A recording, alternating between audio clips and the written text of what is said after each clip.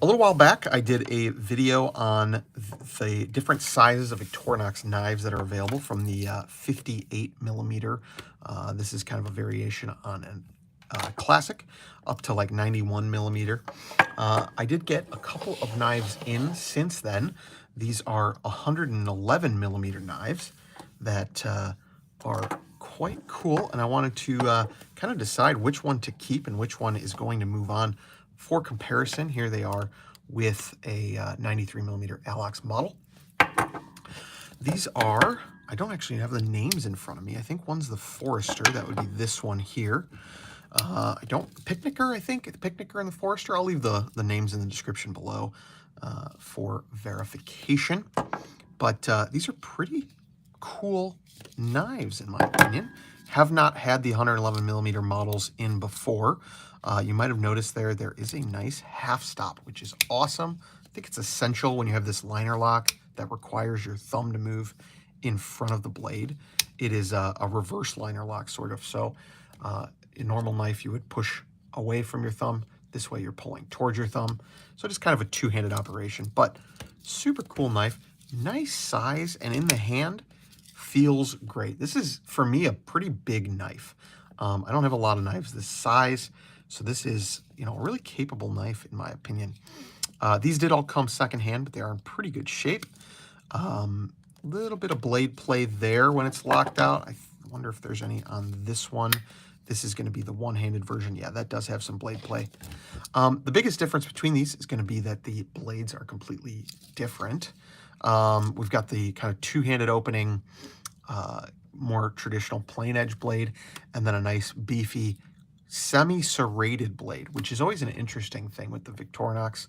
Almost worth keeping just because it's got that interesting blade design with the plain edge at the back end. Probably good for whittling away at a stick or something like that and still having the access to cut through some cordage.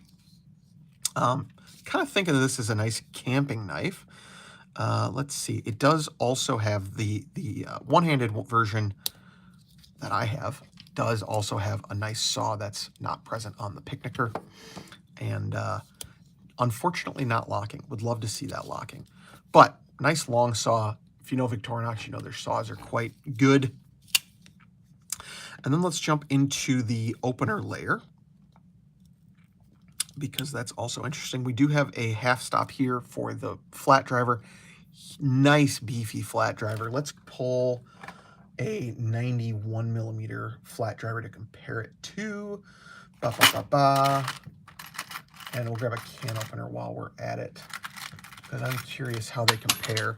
So you can see much beefier than the flat driver on a 91 millimeter Victorinox.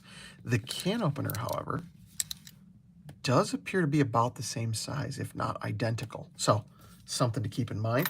Another feature you're going to see here is that bottle opener does lock open, and that's going to be almost a more traditional liner lock, where the liner lock pushes away from the blade, or away from the bottle opener in this case, and get a little bit of interference with the blade there. You're kind of pressing against the blade, which I don't love, but cool to have that liner lock on there. I think you're going to have the same thing on the Picnicker as well. Yes, you are.